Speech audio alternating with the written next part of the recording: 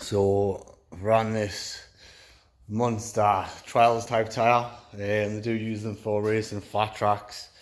I wanted to test it out, see what it was like. I got given to me just to test, mainly for the width fitment, to see what tyre I'll be able to get on there. And it does look like I will get a 275 on there, because that is a 275 and I measured it. So hopefully, at least now I can order the tyres that I want. It's a good tyre. It does grip well around the corners and everything. They're meant to have a shitload of flex. I've been speaking to someone about it who knew a bit more than what I did, and yeah, they're meant to grip really well and flex the tyre around the corner, but they do get a lot of movement in them. For us, with our shitty basic mountain bike bearings, I believe that this overall circumference of the tyre is probably too big for our bikes. The flex that is in it is probably going to put too much stress on all of our already smallish bearings in comparison to what these tyres should be run on. So I would advise, after this little test that I've done, not to get these tyres unless you're only going to do slow type trails and tracks, because yeah, they just can't handle. Yeah, you can feel it in the bike.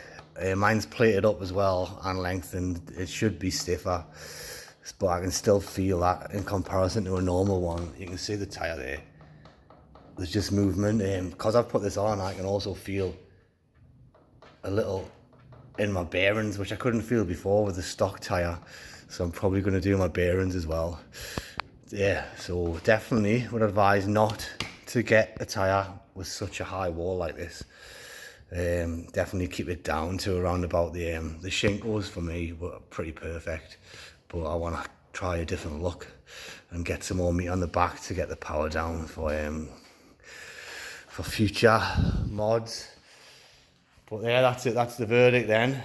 So the Speedway tyre, not so great for a surron, due to the fact that the overall diameter of the tyre itself is probably way too big to cope with the stress on the bearings. So yeah, probably don't go that tyre unless you're just going to be messing around doing trailsy type things, because there's going to be way too much forces put on the cheap smallish motorcycle type bearings. Because if I had decent bearings in, I've looked into getting decent bearings, but we can't get them in certain places where we need them for these bikes.